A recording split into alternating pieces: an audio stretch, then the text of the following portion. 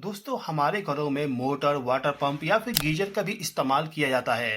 अब ये जो हमारे घर में डिवाइस इस्तेमाल किया जाता है, इन सभी को हमें केवल पर्टिकुलर टाइम के लिए चालू करना होता है। मान लीजिए कि ये जो मेरे पास में मोटर है, इस मोटर को मुझे केवल आधे घंटे के लिए चालू करना है। जैसे ही आधा घंटा कंप्लीट होता है तो मुझे इस मोटर को ऑफ करना है। तो ऑफ करने के लिए मुझे इस बटन को दोबारा प्रेस करना पड़ेगा। यदि आप चाहते हो कि इस मोटर को केवल आप चालू कर दो और मोटर को चालू करने के बाद आपका मोटर ऑटोमेटिकली आधे घंटे के बाद ऑफ हो जाए, तो उस काम को पूरा करने के लिए आपको इस प्रकार का स्विच बोर्ड का इस्तेमाल करना पड़ेगा। ये जो मेरे पास में स्विच बोर्ड है, ये स्पेशल टाइप का स्विच बोर्ड है। इस स्विच बोर्ड में आप देखोगे यहाँ पे कुछ बटन दिया गया है, जिसके सामने यहाँ पे टाइम लिखा गया है। यानी कि आप समझ सकते हो कि ये जो स्विच बोर्ड है, ये एक टाइमर स्विच बोर्ड है। यानी कि जितना टाइम के लिए आपको किसी डिवाइस को चालू करना है, उतना टाइम वाली जो बटन है उसको प्रेस कर दोगे तो आपका जो डिवाइस है वो पर्टिकुलर टाइम के लिए चालू हो जाएगा। और जैसे ही टाइम कंप्लीट होता है तो ऑटोमेटिकली आपका डिवाइस ऑफ हो जाएगा। तो ये जो स्विच बोर्ड है, ये किस प्रकार से वर्क करता है, किस प्रकार से इसका वायरिंग करेंगे, चलिए समझ लेते हैं। इस स्विच बोर्ड का कनेक्शन करना बहुत ही सिंपल है। आप यहाँ पे देखोगे, इस स्विच बोर्ड के बैक साइड में आपको टोटल 4 टर्मिनल मिल जाएगा और उन सभी टर्मिनल के ऊपर में आपको पूरा डिटेल मिल जाएगा कि इस प्रकार से कनेक्शन करना है। तो मैं यहाँ पे क्या करता हूँ कि ये जो मेरा स्विच बोर्ड है, इस स्विच बोर्ड में जो पावर सप्लाई जाएगा वो इस टाइमर के द्वारा प्रोवाइड कर देता हूँ। आप चाहें तो डायरेक्टली आपके लोड को इन 2 टर्मिनल के साथ कनेक्ट करके डायरेक्ट ऑपरेट कर सकते हो, लेकिन फिलहाल के टाइम पे मैं इस स्विच बोर्ड के साथ में इस टाइमर का कनेक्शन करना चाहता हूँ। तो यहाँ पे मैं क्या करूंगा, मेरा जो स्विच बोर्ड है इसके लिए जो पावर सप्लाई आ रहा है, इस पावर सप्लाई के बीच में कट कर दूंगा। मैं चाहूं तो यहाँ से ओपन करके भी कनेक्शन कर सकता हूं, लेकिन अभी के टाइम पे मैं इसको डायरेक्टली कट कर देता हूं। तो केबल को कट करने के बाद आपको क्या करना है कि आपका जो स्विच बोर्ड है, इस स्विच बोर्ड के अंदर से आपको केबल लेके चले जाना है।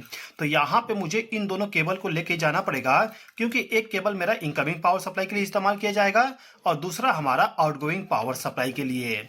तो ये जो मेरा इनकमिंग पावर सप्लाई वाली केबल है, इस केबल को ले जाके हमारा जो स्विच बोर्ड है, इस स्विच बोर्ड में जहां पे इन लिखा हुआ है उसके साथ कनेक्ट करना है। ये जो इनपुट पावर सप्लाई वाली टर्मिनल है, इसमें यहाँ पे जो एल लिखा हुआ है उस टर्मिनल के साथ हमें रेड वाले वायर को कनेक्ट करना होगा। तो मैं यहाँ पे रेड वाले वायर को कनेक्ट कर दिया। इसके बाद यहाँ पे जो एन वाला टर्मिनल है, इस पे हमें न्यूट्रल पावर सप्लाई वाली वायर को ले जाके कनेक्ट करना होगा। अब ये जो आउटपुट वाला टर्मिनल है, इसके साथ आपको आपके लोड का वायर को ले जाके कनेक्ट करना है। आप चाहें तो आपके गीजर का, मोटर का या फिर वाटर पंप का जो वायर है उसको लाके डायरेक्टली यहाँ पे कनेक्ट कर सकते हो। फिलहाल का टाइम पे हम यहाँ पे स्विच बोर्ड का इस्तेमाल कर रहे हैं, तो इस स्विच बोर्ड का जो केबल है, उस केबल का जो वायर होगा, फेज सप्लाई वाली जो वायर होगी उसको हम एल वाले टर्मिनल पे कनेक्ट कर देंगे और जो यहाँ पे एन वाला टर्मिनल है उसके साथ हम न्यूट्रल सप्लाई वाली वायर को कनेक्ट कर देंगे। यानी कि रेड वायर से हमारे स्विच बोर्ड में फेज सप्लाई चला जाएगा और ब्लैक वायर से न्यूट्रल सप्लाई चला जाएगा। ओके, किस प्रकार से कनेक्शन किया गया है आप देख सकते हो।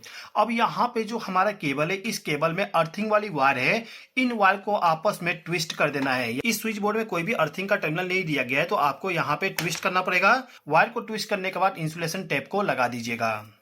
तो ये जो टाइमर स्विच बोर्ड है, इसका पूरा कनेक्शन कंप्लीट हो चुका है। अब हम इसको पावर सप्लाई प्रोवाइड करके इसके वर्किंग को भी समझ लेते हैं। ओके, तो मैंने इस डिवाइस को पावर सप्लाई प्रोवाइड कर दिया हूँ। अभी के टाइम पे यदि मैं इस स्विच को ऑन करूँ तो आप देख सकते हो मेरा मोटर ऑन नहीं हुआ। अभी के टाइम पे मेरा मोटर इसलिए ऑन नहीं हुआ क्योंकि हमने इस टाइमर वाले स्विच बोर्ड को चालू नहीं किया है।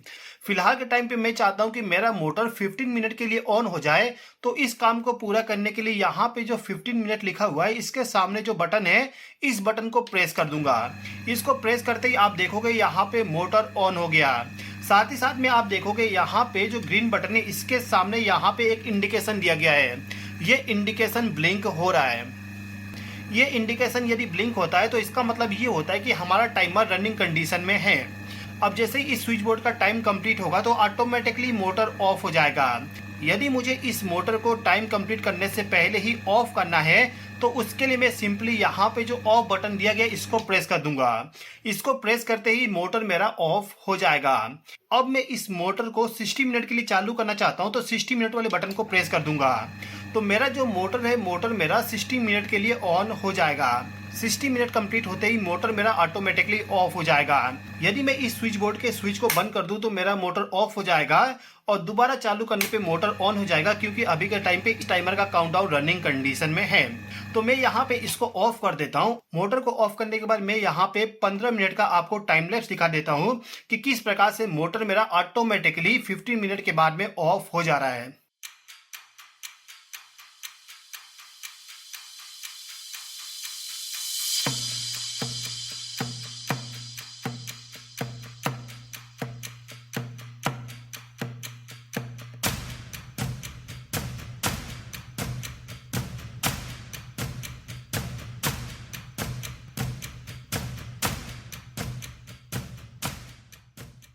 तो दोस्तों मैं उम्मीद करता हूं कि आपको ये वीडियो पसंद आया होगा। वीडियो पसंद आए तो लाइक कर दीजिए, चैनल पर नए हो तो सब्सक्राइब कर लीजिएगा। इस वीडियो को देखने के लिए धन्यवाद।